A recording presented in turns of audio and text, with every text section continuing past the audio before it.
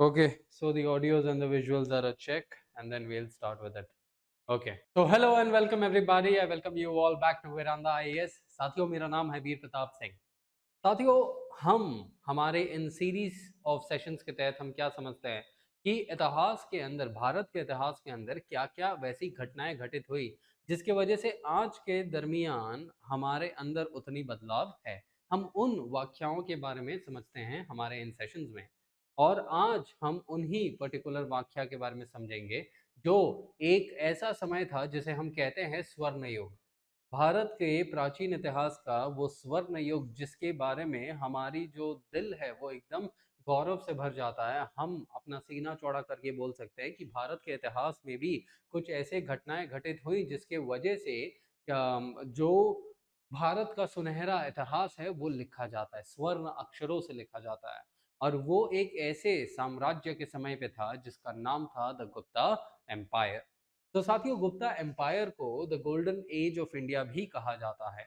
अब जब भी हम गोल्डन एज की बात करते हैं तो इस गोल्डन एज में हम सिर्फ एक पर्टिकुलर चीज की बात नहीं करते। मतलब गोल्डन एज हम कोई भी पर्टिकुलर समय को क्यों ही कहेंगे, क्योंकि वहां पर जो डेवलपमेंट्स हुए रहेंगे वो एकदम विशेषणीय रहेंगे। ठीक है, कि वो डेवलपमेंट्स शायद इतने कभी हुए ही नहीं हैं। Alright, so that is going to be the aspect. और यहाँ पर भी वैसे ही डेवलपमेंट्स हमने देखने को मिले हैं कि किस हिसाब से अलग अलग क्षेत्रों के अंदर, चाहे वो राजनीतिक क्षेत्र हो, इकोनॉमिक क्षेत्र हो, पॉलिटिकल हो, टेक्नोलॉजिकल हो, एनवायरमेंटल हो, ये सब चीज़ों के अंदर हम देखते हैं कि बहुत सारे डेवलपमेंट्स किए गए। और वो डेवलपमेंट्स पहले के मुकाबले बहुत नए थे, बहुत अनोखे थे। और आज हम उन्हीं डेवलपमेंट्स के बारे में बात करेंगे कि क्यों हम गुप्ता एम्पायर को the golden age of India भी कहते हैं। लेकिन वो स्टार्ट करने से पहले साथियों, हमारे साथ आप जुड़े रहें ऐसे वेल इन्फॉर्म्ड कंटेंट जो कि आपके एनरिचमेंट, आपके जो इंटेलेक्ट है, आपको इतिहास के बारे में और इतिहास के अलावा जो दूसरे फैकल्टीज दूसरे चीज़ें ले रहे हैं, दूसरी चीज़ें आपको समझाने की कोशिश कर रहे हैं, जो कि आपके यूपीएससी और स्टेट प्रिपरेशन, जो भी स्टेट एग्जामिनेशंस है उसके प्रिपरेशंस के अंदर बहुत ज़्यादा मदद करेगा। तो आप हमारे साथ जुड़े रहें और आप बहुत टाइमली अपडेट्स रहें। इसके इसके लिए आप हमारे चैनल को भी सब्सक्राइब कर सकते हैं, that is the veranda IAS Hindi on Instagram. Now, जब हम इन्हीं की बात करते हैं साथियों, तो यहाँ पर हम क्या समझते हैं कि जो सबसे पहले कि गुप्ता साम्राज्य को क्यों कहा जाता है कि वो एक गोल्डन पीरियड है, क्योंकि देखिए हमने इतिहास में क्या समझा है, दैट मौर्यन टाइम पीरियड था। मौर्यन का जो टाइम पीरियड है वो generally it was from 321 to 185 BC. इसके बाद there was the post Mauryan time period. ये जो है इट इज फ्रॉम 185 बीसी से 319 एडी तक। And then there is going to be the Gupta empire, जो कि लगभग 319 से लेके 500 एडी के आगे तक रहेगा। नाउ, यहाँ पर क्या होता है कि हम क्यों इसको एक गोल्डन रूल कहते हैं, क्योंकि यहाँ पर हम क्या समझते हैं कि जो मौर्यन एम्पायर था उस टाइम पे भारत का कंसोलिडेशन हुआ। जो मौर्यन साम्राज्य से पहले चीजें इतनी बिखरी हुई थी वो अब क्या हुई, कंसोलिडेट हो गई थी during the Mauryan time period. लेकिन 185 में जब मौर्यन जब मौर्यन हटा, तो मौर्यन के हटने के बाद क्या होता है कि वापस से भारत के अंदर अलग अलग साम्राज्य जो है ना वो यहाँ पे रूल करने लगेंगे, अलग अलग क्षेत्रों के अंदर वो रूल करने लगेंगे। तो वापस से भारत जो है राजनीतिक लेवल पे, द इंडियन सब continent is ruled by various entities, various dynasties in various areas. तो उस टाइम पे पॉलिटी एकदम बिखरा हुआ था।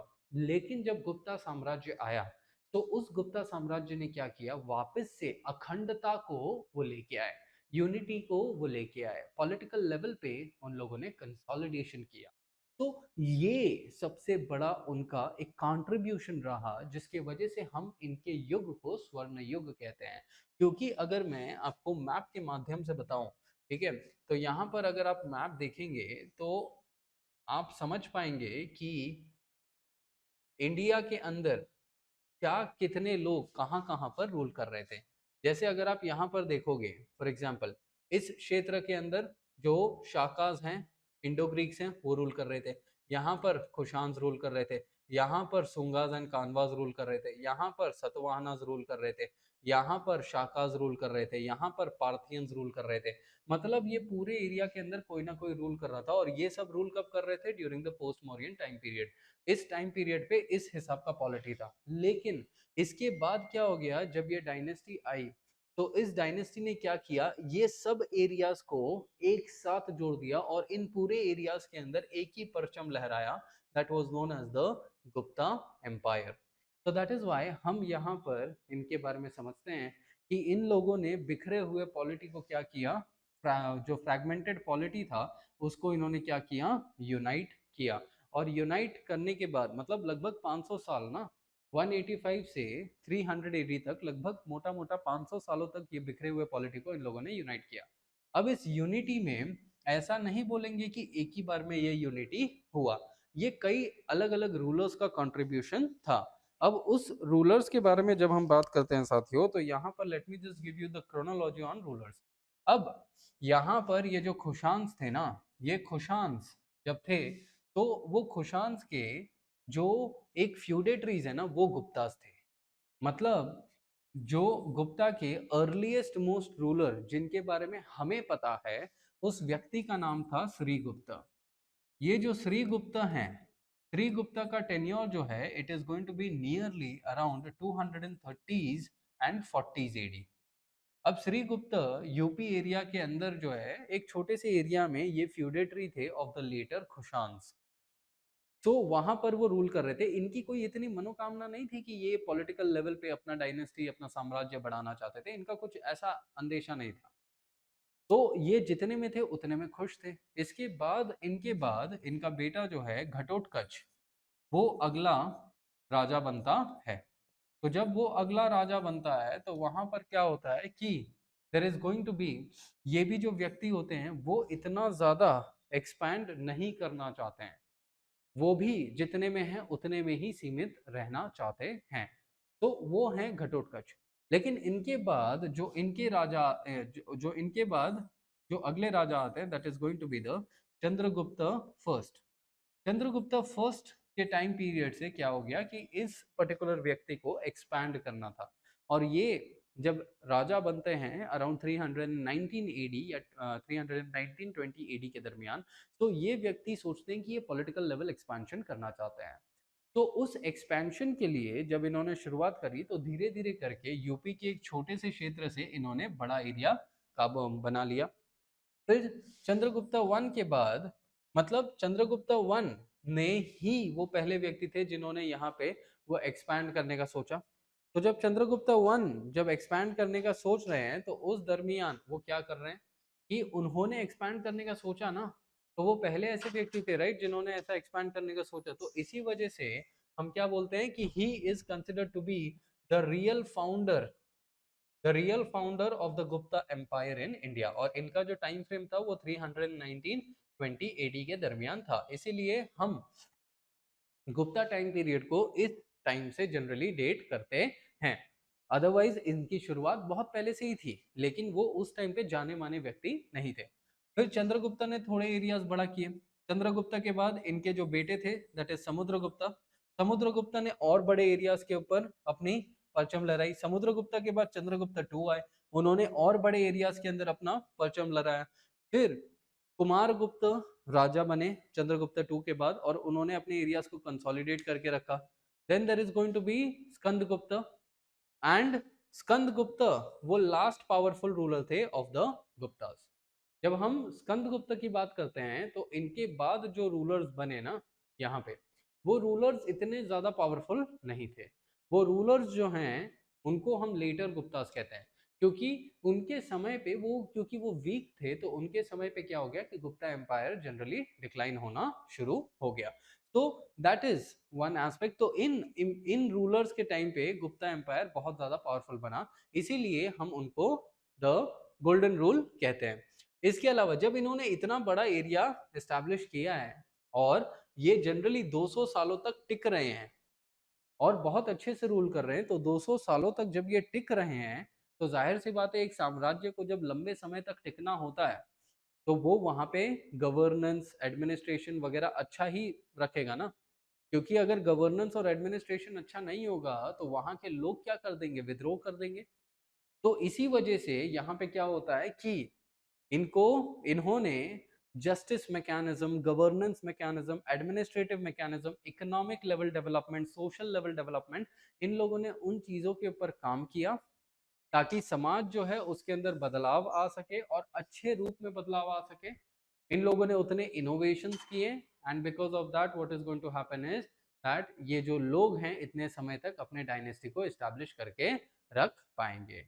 एंड यहाँ पर यही लोग that because of all these factors हम इनको क्या समझते हैं, that they are the golden rule. ठीक है, गुप्तास का गोल्डन रूल रहा था। अगले केस में जब हम बात करें तो इकोनॉमिक लेवल प्रॉस्पेरिटी, 200 सालों तक ये टिके रहे और इन्होंने इतना बड़ा एरिया कार्व आउट किया। तो जब ये इतना बड़ा एरिया कार्व आउट कर रहे हैं तो जाहिर सी बात है 200 सालों तक जब ये टिक रहे हैं, ये एडमिनिस्ट्रेशन अच्छा कर रहे हैं, जस्टिस डिलीवरी मैकेनिज्म, गवर्नेंस अच्छा है, तो इन लोगों ने इकोनॉमिक लेवल पे भी काम किया होगा। अब इसको सोचिए, इनिशियली चंद्रगुप्ता 1 के टाइम पे there was a very small area, लेकिन चंद्रगुप्ता 2 के टाइम पे इतना बड़ा एरिया हो गया था, मतलब दे covered majority parts of India. तो जब वो इतने मेजॉरिटी पार्ट्स ऑफ इंडिया को कवर कर रहे हैं तो जाहिर सी बात है क्या होगा कि वो वॉर कर रहे होंगे, तभी तो जाके इतना एक्सपांड किया। तो अगर वो वॉर करके एक्सपैंड कर रहे हैं, वॉर फ्री में तो लड़ी नहीं जाती है, वॉर के लिए पैसा चाहिए।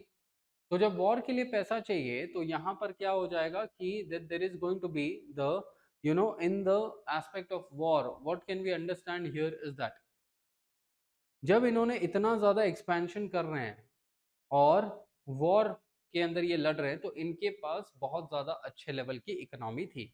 इन लोगों ने बहुत ज्यादा अच्छे लेवल पे ट्रेड एंड कॉमर्स करा था, तभी जाके इनके पास वो पैसा आया कि इन लोगों ने वॉर लड़े। और पैसा आया कहाँ से, क्योंकि इन लोगों ने कॉइन्स वगैरह लाए थे, ट्रेड एंड कॉमर्स के ऊपर काम किया था, इंफ्रास्ट्रक्चर बिल्ड किया था। तो ये सब चीजें यहाँ पर काम करे जा रहे थे। तो they had a lot of urban centres, इन लोगों ने कॉइन्स वगैरह के ऊपर काम किया था। और इस लेवल का डेवलपमेंट टैक्सेशन पे, इंफ्रास्ट्रक्चर पे, इन सब पे हम कहाँ देखते हैं, इन द अकाउंट्स ऑफ फाहाइन। अब ये जो फाहाइन है ये एक चाइनीज ट्रैवलर हैं जो चंद्रगुप्ता 2 के टाइम पे आए थे और इन्होंने एक वर्क लिखा था जिसको कहा जाता है फा कियो की। और ये वर्क के अंदर अब जाहिर सी बात है कुछ ट्रैवलर्स जो होते हैं वो जब बाहर से आते हैं तो वो अपने साथ जो है ना साथियों कुछ ना कुछ चीजें लिखते हैं। जो जो वो यहाँ पे चीजें देखेंगे ना वो सब चीजों के बारे में वो लिखेंगे। तो वो जब इन चीजों के बारे में लिखता है फाक्योकी में तो वो उसके अंदर लिखता है कि भाई जब मैं चंद्रगुप्ता टू के टाइम पे आया तो उस टाइम पे मैं देख रहा हूँ कि यहाँ पे बहुत वेल डेवलप्ड इकोनॉमिक सिस्टम है, टैक्सेशन सिस्टम है, अर्बन सेंटर्स है, ट्रेड एंड कॉमर्स हो रहा है, सामान इधर से उधर ट्रांसपोर्ट हो रहा है, इंटरनेशनल ट्रेड हो रहा है, कॉइन्स हैं। तो ये सब चीज़ों के बारे में वो लिख रहा है एंड वहां से हमें वो सब चीज़ें पता चल रही है। सो ये इकोनॉमिक लेवल ऑफ प्रॉस्पेरिटी 500 सालों के बाद जब इतना ज़्यादा हुआ तो उसके वजह से हम गुप्ता पीरियड को गोल्डन पीरियड कहते हैं। और ना ही सिर्फ ये साथियों, यहाँ पर क्या होगा कि गुप्ता टाइम पीरियड पे there is also going to be the flourishing literature and language. क्योंकि political level, governance level, administrative level और इकोनॉमिक लेवल के अलावा भी इन लोगों ने क्या किया था, कल्चरल लेवल पे भी काम किया। कल्चरल लेवल पे काम किया मतलब क्या हो गया कि अभी तक अभी तक जो कॉमन मासेस बोलते थे वो लोकल लैंग्वेजेस थे, लेकिन जो हायर क्लासेस बोलते थे वो संस्कृत लैंग्वेजेस थे। तो यहाँ पर क्या किया गया कि बहुत ज़्यादा development of Sanskrit language along with the local languages यहाँ पे किए गए। और वो डेवलपमेंट्स में हम क्या देखते हैं कि इन लोगों ने क्या किया कि बहुत सारे ऐसे लिटरेचर्स बिल्ड किए गए, बहुत सारे ऐसे लेखकों को इन लोगों ने प्रोत्साहित किया जो लेखक अपनी विचारधाराओं को लिखित में ला रहे हैं, अलग अलग भाषाओं में लिखित में ला रहे हैं। इसके अलावा इन लोगों ने क्या किया था, क्योंकि ये लोग धार्मिक लेवल पे भी चीजों को प्रोत्साहित करना चाहते थे, इन लोगों ने अलग अलग धर्मों के लोगों को प्रोत्साहित किया कि भाई तुम अपने धर्म के ऊपर जो भी लखान है ना, जो भी लिखावट है तुम उसको लिखो। तो ऐसा भी चीज इन लोगों ने किया। जैसे आप देखेंगे कि देर इज द संस्कृत अपने सबसे चरम सीमा पे पहुंच गया, क्योंकि इन लोगों ने जिस हिसाब से संस्कृत को प्रोत्साहित किया उसकी वजह से संस्कृत बहुत आगे गया। और ऐसे बहुत से लोगों को इन लोगों ने प्रोत्साहित किया था, जैसे कि कालिदास हो गए, ठीक है, जिन्होंने अलग अलग संस्कृत वर्क्स किए, जैसे कि मालविका अग्निमित्रम, अभिजना शकुंतलम। तो ये सब इन लोगों ने किया था। So this is one major aspect of this is one major aspect जो हम इन चीजों को समझते हैं, ठीक है। So this is one major aspect. Now अगला जो रहेगा, there is going to be the scientific and technological innovation. अब देखिए यहाँ पर कुछ डेवलपमेंट्स इन लोगों ने करे। मतलब क्या हो गया कि हमें ये पता है कि ये जो लोग हैं ना, जब हम साइंटिफिक एंड टेक्नोलॉजिकल डेवलपमेंट की बात करें, इससे पहले अपने बात करते हैं कल्चरल लेवल डेवलपमेंट की। क्या होता है कि गुप्तास के टाइम पीरियड से पहले जो भी कल्चर्स भारत के अंदर थे वो थे, लेकिन गुप्तास ने क्या किया, जो ब्राह्मणिकल कल्चर्स है ना उसको इन लोगों ने बहुत ज्यादा प्रोत्साहित किया, उसको ये बहुत ज्यादा ऊपर तक लेके गए। अब ब्राह्मणिकल कल्चर्स मतलब क्या हो गया कि जनरली जो पोस्ट मॉरियन टाइम पीरियड पे था ना, वहां पर लोग बुद्धिज्म जैनिज्म इन सब चीजों को बहुत ज्यादा प्रमोट कर रहे थे, ठीक है, लेकिन ब्राह्मणिकल चीजों को इतना ज्यादा प्रमोट नहीं किया गया। प्रमोटेड था लेकिन इतना ज्यादा नहीं किया गया। तो गुप्ता रूलर्स जब आए, उन लोगों ने क्या किया कि ब्राह्मणिकल चीजों को, ठीक है, हिंदुइस्टिक ट्रेडिशंस को इन लोगों ने पेट्रोनाइज करना शुरू किया। और जब वो पेट्रोनाइज कर रहे थे तो Hinduism in its true form it emerged during the time period of Guptas. जैसे कि अभी तक हम क्या करते थे कि हम त्रिदेव को वर्शिप करते थे, लेकिन अब जो है इस टाइम पे त्रिदेवियों को भी वर्शिप किया जाने लगा, मतलब स्त्रियों को भी वर्शिप किया जाने लगा। यहाँ पर क्या हो गया कि there was diversity of worship mechanisms जो लाया गया। डाइवर्सिटी ऑफ वर्शिप मैकेनिज्म्स मतलब नेचुरल एलिमेंट्स के साथ साथ यहाँ पर गॉडली एलिमेंट्स को भी क्या किया गया, वर्शिप के माध्यम से देखा गया। एंड सबसे बड़ी बात यहाँ पर ये थी कि जब हम लिटरेचर की बात करते हैं और हमें ये चीज पता है कि रिलीजियस लेवल पे इन लोगों ने डेवलपमेंट करे हैं, तो यहाँ पर क्या होता है कि इन लोगों ने रिलीजियस लेवल ऑफ लिटरेचर को भी इन लोगों ने बहुत ज्यादा प्रोत्साहित किया। रिलीजियस लिटरेचर मतलब क्या हो गया कि जैसे कि महाभारत हो गया, रामायण हो गए, पुराण हो गए, ये सब टेक्स्ट को इस जमाने में बहुत अच्छे लेवल पे लिखा गया। तो उसकी वजह से क्या हो गया, वंस अगेन ब्राह्मणिकल कल्चर्स जो हैं they are going to be patronised. That is one another aspect. Apart from that, यहाँ पर सबसे बड़ी बात जो ये थी कि लोगों के अंदर जो भगवान को पूजने की जो एलिमेंट थी ना, वो तो पहले से ही थी। People use to worship god, but the way of worshipping god that was different initially. तो लोगों को अब ये था कि लोग पहले से ही आइडल वर्शिप करते आ रहे थे, लेकिन लोगों को अब भगवान से एक्चुअल में कनेक्ट करना था। तो अब वो एक्चुअल में कनेक्शन के लिए क्या हुआ कि ये एक चीज समझ में आया कि भाई आर्किटेक्चर चाहिए। आर्किटेक्चर मतलब एक मंदिर का आर्किटेक्चर चाहिए, जो मंदिर भगवान का प्रतीक रहेगा। तो इन लोगों ने क्या किया, इन लोगों ने इनके टाइम पे टेम्पल आर्किटेक्चर को पेट्रोनाइज किया। अब जब हम टेम्पल आर्किटेक्चर की बात कर रहे हैं तो साथियों, टेम्पल आर्किटेक्चर में हम क्या जनरली समझ रहे हैं कि इन लोगों ने टेम्पल आर्किटेक्चर को जब प्रमोट किया तो it was under them when structural form of temples it came into being. Structural temples मतलब जैसा आप आज टेम्पल देखते हैं कि वहां पे पिलर्स हैं, वहां पर मंडप है, वहां पर गर्भगृह है, वहां पर जो शिखर है, तो ये सब मंदिरों का आकार, the science of the construction of temple, की मंदिर जो है वो पवित्र स्थान है जहां पर आप का मंदिर वो पवित्र स्थान है जहां से आपका रास्ता टुवर्ड्स द हेवन जाता है। तो इन लोगों ने वो साइंस बनाया, ऐसा नहीं है कि कहीं पर भी मंदिर बना दिया, नहीं, वो मंदिर बनाया गया, एक आकार में बनाया गया, एक साइंस के साथ बनाया गया, सितारों के अलाइनमेंट में बनाया गया, और इस विचार से बनाया गया कि वो मंदिर जो है वो भगवान तक पहुंचने का आपका जरिया है। वो मंदिर जो बनाया गया वो इस दुनिया से भिन्न होके बनाया गया कि वो मंदिर इतना पवित्र है कि वो दुनिया के मोह माया से परे है। तो जिस दिन जिस समय आप वो मंदिर के बाउंड्री वॉल्स के अंदर आपने प्रवेश किया, तो आप इस दुनिया के मोह माया से, इस दुनिया के कर्मों से आप जो है हेवन की तरफ जा रहे हो। तो दैट वाज द आइडिया। तो मंदिर का आकार कैसा होना चाहिए, उसके ऊपर क्या चीजें बननी चाहिए, उसका गर्भगृह कैसा होना चाहिए, ये सब चीजों के बारे में इन लोगों ने यहाँ पे बातें करी। ठीक है, so that is going to be the temple architecture. और यहाँ पे जो टेम्पल आर्किटेक्चर का स्टाइल इन लोगों ने डेवलप किया उसको कहा जाता है the Nagara style of temple architecture. इसके अलावा इन लोगों ने भगवान की ही पूजा करने के लिए, भगवान की ही आराधना करने के लिए इन लोगों ने क्या किया कि डांस और म्यूजिक को भी प्रोत्साहित किया। तो आज के समय में जो हम डांस और म्यूजिक की बात करते हैं, जो क्लासिकल डांसेस होते हैं, तो वो जो क्लासिकल डांसेस होंगे, वो क्लासिकल डांसेस में हम क्या देखते हैं कि वो लोग भगवान की आराधना करते हैं, क्लासिकल डांसेस में भगवान की पूजा करते हैं। क्लासिकल म्यूजिक आप देख लीजिए, तो वो सब चीजों का भी बहुत ज्यादा डेवलपमेंट इनके समय पे हुआ। इसी वजह से हम बोलते हैं that it is a golden period. अब यहाँ पर जब हम मंदिरों की बात कर रहे हैं कि मंदिरों को सितारों को देख के बनाया गया, आर्किटेक्चर के अंदर डेवलपमेंट हुआ एंड ऑल दैट, तो यहाँ पर ये बड़े बड़े स्ट्रक्चर्स बनाए कैसे गए होंगे? जब साइंस का डेवलपमेंट हुआ रहेगा तभी बनाए गए होंगे ना, ऐसे ही तो नहीं बनाए गए होंगे। तो from that what do we understand कि साइंस एंड टेक्नोलॉजिकल इनोवेशंस भी यहाँ पर हुए थे। जैसे आपने आर्यभट्ट के बारे में सुना रहेगा। आर्यभट्ट यहाँ पर थे जिन्होंने एस्ट्रोनॉमी, एस्ट्रोलॉजी, मैथमेटिक्स इन सब के ऊपर बहुत काम किया। आपने पाए के बारे में सुना है 22/7, तो उसका जो वैल्यू है ना वो निकालने वाले आर्यभट्ट थे, और ये पाए का वैल्यू निकालने की वजह से अलजेब्रा का नींव रखा गया। जब एरिया ऑफ ट्रायंगल पाया गया ना, और वो भी आर्यभट्ट ने किया, तो उसके वजह से जियोमेट्री का नींव रखा गया।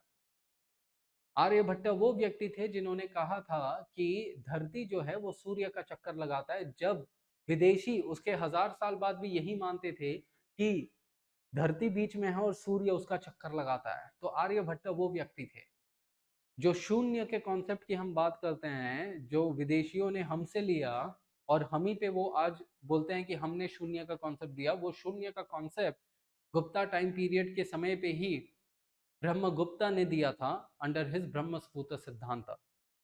तो शून्य एक भारतीय ने बनाया था।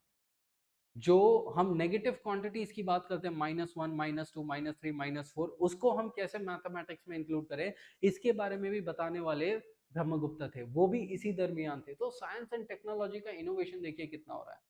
सितारों को कैसे मैप करना है, सोलर एंड लूनर इक्लिप्स क्या है, आर्यभट्ट ने इसके ऊपर बात किया। तो scientific level of innovations, metals के साथ कैसे रिएक्ट करना है, केमिकल्स क्या होते हैं, so all of these developments happened during this particular point of time. तो इस लेवल का साइंस एंड जो इस लेवल का साइंटिफिक लेवल ऑफ डेवलपमेंट हम यहाँ पर देखते हैं। तो आप यहाँ पर देख सकते हो कि पॉलिटिकल लेवल पे काम किया गया, पॉलिटिकल यूनिफिकेशन किया, फिर उसके बाद इकोनॉमिक लेवल पे काम किया गया, फिर उसके बाद कल्चरल लेवल पे काम किया गया, फिर उसके बाद लिटरेचर वाले लेवल पे काम किया गया, फिर उसके बाद साइंस एंड टेक्नोलॉजी वाले लेवल पे काम किया गया। So all of these particular things had been contributed during the time period of the particular Gupta. Not only this, the Guptas ने जो सोशल लेवल पे काम किया ना वो भी बहुत ज्यादा आगे था। मतलब सोसाइटी को कैसे रेगुलेट करना है, क्योंकि यहाँ पर क्या होता है कि जब हम सोसाइटी की बात करें तो उस जमाने में भारत के समाज के अंदर वर्ण व्यवस्था था। तो वर्ण व्यवस्था के अंदर ब्राह्मण, क्षत्रिय, वैश्य, शूद्र, ये 4 वर्ण थे। और इन चारों वर्णों को रेगुलेट करने के लिए अलग अलग सोशल बुक्स लाए गए थे, धार्मिक बुक्स थे कि क्षत्रियों के लिए अलग सा सोशल लॉज रहेंगे और वो कैसे समाज के अंदर रहेंगे, शूद्रास के लिए अलग सोशल लॉज थे। तो ऐसे अलग अलग बुक्स थे उस जमाने में समाज में। लेकिन अब क्या हो गया कि वर्णाश्रम कारा, मतलब जो इंटर वर्ना मैरिजेस की वजह से जो ऑफस्प्रिंग्स हुए वो 2 वर्नास के मिक्सचर थे। तो अब उन लोगों के लिए कौन से सोशल रूल्स एप्लीकेबल होंगे, ये सबसे बड़ा क्वेश्चन था। तो इस जमाने में ऐसे चीजों को गवर्न करने के लिए क्या किया गया, और नए सोशल रेगुलेटरी बुक्स बनाए गए, जैसे कि नारद स्मृति, बृहस्पति स्मृति, याज्ञवल्क्य स्मृति। तो ये सब अलग अलग स्मृति लिटरेचर्स यहाँ पर बनाए गए, जो ये बताते हैं कि भाई समाज के अंदर कैसे रेगुलेशन करना चाहिए। So from the time period of 31920 से लेके 550s, जब तक गुप्तास पावर में थे तब तक ये चीजें चल रही थी। लेकिन 550s के बाद क्या हो गया, गुप्ता रूलर्स जो थे वो वीक रहे, और जब वो वीक हो गए तो उसकी वजह से क्या होता है कि they are going to be declining, और गुप्तास के बदले दूसरे रूलर्स यहाँ पर रूल करेंगे, मतलब वो अपने नए डायनेस्टीज क्रिएट करेंगे। तो इस हिसाब से Gupta's, because of their different developments in the different sectors, उनको कहा जाता है दी गोल्डन रूल। एंड साथियों, इस सेशन के साथ बस इतना ही रखेंगे। And do like, share and subscribe to our channel. And यहाँ पर आपको और ऐसे इंफॉर्मेटिव कंटेंट्स मिलते रहेंगे। So once again, thank you everybody for watching us. Have a good day. Veranda IAS, where your dream becomes reality.